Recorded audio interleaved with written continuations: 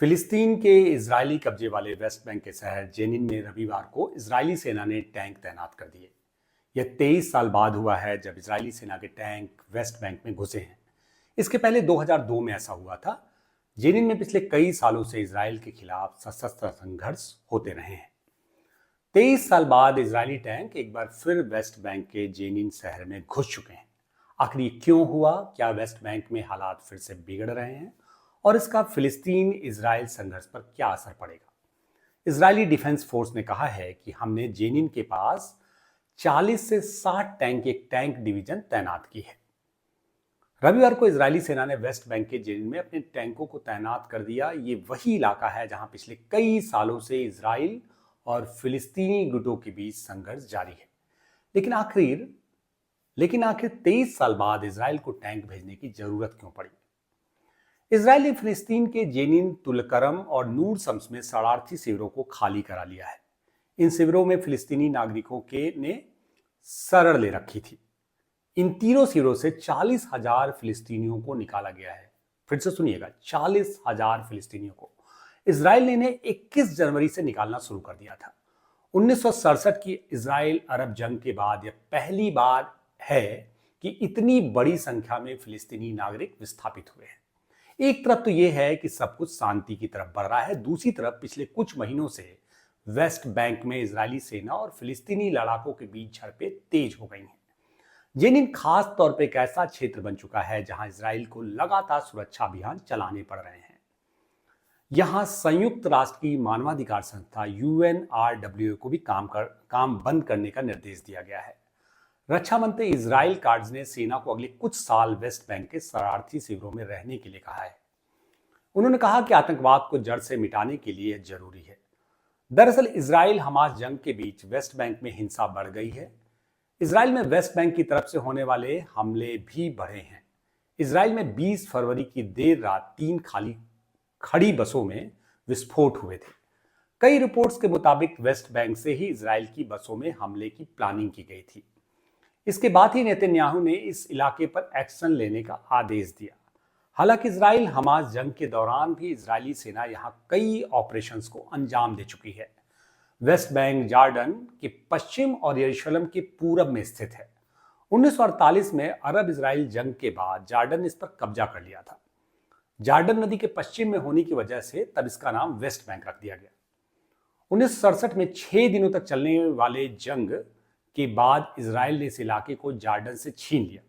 तब से West Bank पर इजराइल का कब्जा बरकरार है।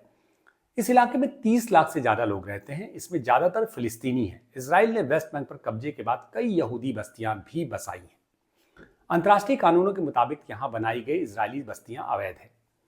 आखिरी बार 2002 में तनाव के मध्य इजराइल ने वेस्ट बैंक में अपने टैंक भेजे थे। ये 2002 की बात है।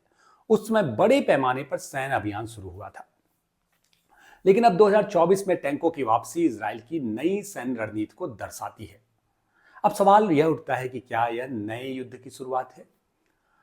प्रधानमंत्री बेंजामिन नेतन्याहू ने कहा है कि इजराइल गाजा पट्टी में किसी भी समय फिर से लड़ाई शुरू करने के लिए तैयार है।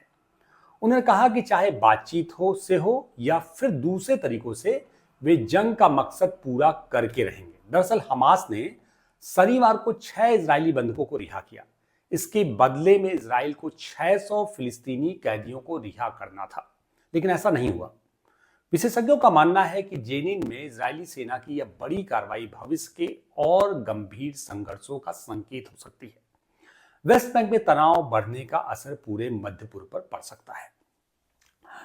जब ऐसा उम्मीद बढ़ रहा था कि चारों तरफ शांति की बात हो रही थी, उस समय ये पूरा की पूरी शांति की बात एक तरह से चाय के प्याले में आए तूफान की तरह है, जब सब कुछ ठहरा हो और कुछ अलग दिख रहा हो। फिलिस्तीन और इजराइल के लिए आगे क्या है? फिलिस्तीनी नेतृत्व इस कदम को कब्जे की आक्रामकता बता रहा है, जबकि इजराइल इसे अपनी सुरक्षा के लिए जरूरी मानता है।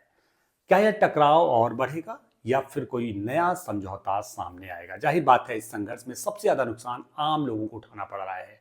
मासूम जिंदगियां खतरे में हैं, घर उजड़ रहे हैं और शांति अब भी एक सपना बनी हुई है। और जाहिर सी बात है, इस पे सभी के अलग अलग दृष्टि हो सकती है। क्या इजराइल और फिलिस्तीन के बीच शांति संभव है? हमारा आग्रह है कि कमेंट में अपनी राय जरूर दें, और अगर आप इस मुद्दे से जुड़ी हर अपडेट जानना चाहते हैं तो चैनल को सब्सक्राइब करें और वीडियो को लाइक। इस पूरी कथा का एक दूसरा हिस्सा भी है, वो सिरा ईरान तक जाता है।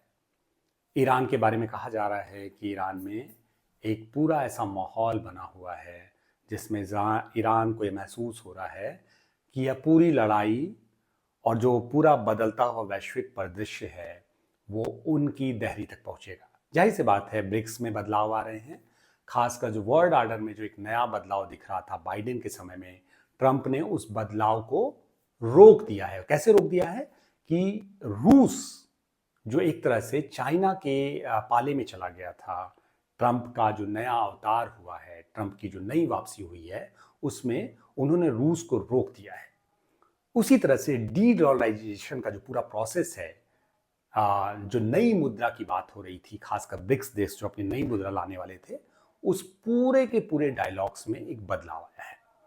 ऐसे में जाहिर सी बात है, ईरान के लिए जो हालात जितने बेहतर नजर आ रहे थे, वो नए वर्ल्ड ऑर्डर में उतनी शायद बेहतर स्थिति नहीं है, और ईरान के लिए चुनौतियां बढ़ रही हैं। खासकर ईरान के को लग रहा है कि उनकी जो न्यूक्लियर तैयारी है, उनके जो न्यूक्लियर जोन है, उस पर अटैक हो सकता है, वहाँ नए हमलों की संभावना है। और इजराइल एक तरह से मौके की तलाश में है। इजराइल ने ईरान के जो प्रॉक्सीज थे जितने भी, चाहे वो हमास हो, चाहे वो लेबनान का हिजबुल्ला हो या हूती हो यमन का, उन सभी को कमोबेश खत्म कर दिया है।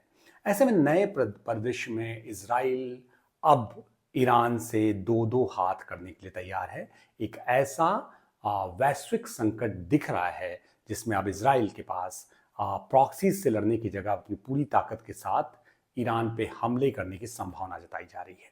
जाहिर सी बात है, एक नए ट्रेड वार में फंसा चीन या दूसरे देश ट्रंप को लेके बहुत संशय में हैं, और ट्रंप भी बहुत अनप्रेडिक्टेबल है। उनके बारे में फाइनली या अंतिम तौर पे कुछ भी कहना बहुत मुश्किल है। तो जाहिर सी बात है, ऐसी स्थिति में ये जो इजराइल और फिलिस्तीन में जो कुछ चल रहा है, उसको लेके नए संशय तो खड़े होंगे ही। इन सारे चीज़ों को देखते हुए अगर ये देखा जाए कि कम से कम ट्रंप के पहले हम तमाम खतरों और तमाम आशंकाओं को प्रेडिक्ट कर सकते थे। अब ये नई दुनिया है जो ज़्यादा अनप्रेडिक्टेबल है, यूएस प्रेसिडेंट डोनाल्ड ट्रंप की तरह। जाहिर सी बात है, इस नए बनते परिदृश्य को फिर से एक बार इसकी पुनर्व्याख्या की जरूरत है। इस पूरी बात की व्याख्या करते वक्त सीरिया को भी नज़रअंदाज करने की जरूरत नहीं है। जाहिर सी बात है, सीरिया में जिस तरह से नई फोर्सेज आई है और सीरिया के राष्ट्रपति का पतन जिस तरह से हुआ है, जाहिर सी बात है इजराइल आज के डेट पे गोलान हाइट्स पे बैठा हुआ है, और स्ट्रेटजिक लोकेशंस के लिहाज से आज इजराइल मध्यपूर्व में सबसे बेहतर स्थिति में है। दूसरा, मध्यपूर्व के जो आपसी अंतर्द्वंद हैं, चाहे वो मिस्र का अंतर्द्वंद हो, चाहे टर्की का अंतर्द्वंद हो, चाहे अरब राष्ट्रों के अपने अंतर्द्वंद हो, वो भी कहीं ना कहीं ईरान और फिलिस्तीन युद्ध के बीच जो फिलिस्तीन का जो संकट है, उस संकट के मध्य में एक तरह से इजराइल के लिए वो एक स्ट्रेटजिक जो उनका इंटरेस्ट है उसको बढ़ा रहा है। करें, जाहिर सी बात है, ट्रंप के आने के बाद जिस तरह का माहौल था उसमें यह महसूस हो रहा था कि चीज़ें शायद सुधरने की तरफ बढ़ रही हैं। ट्रंप ने अपने एक तरह से जो चुनाव में जीतने के बाद पूरी दुनिया को ये विश्वास जताया था कि वो किसी भी युद्ध के खिलाफ हैं, चाहे यूक्रेन का संकट हो या इजराइल का संकट हो।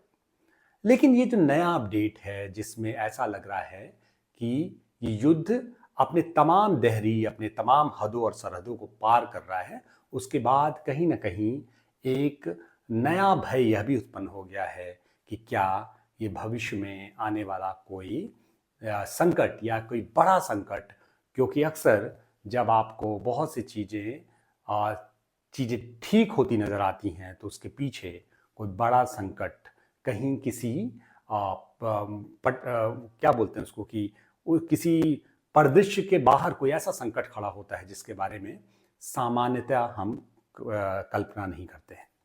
आज की पूरी बातचीत में सिर्फ इतना ही। देखते रहिए कोजागरी। नमस्कार।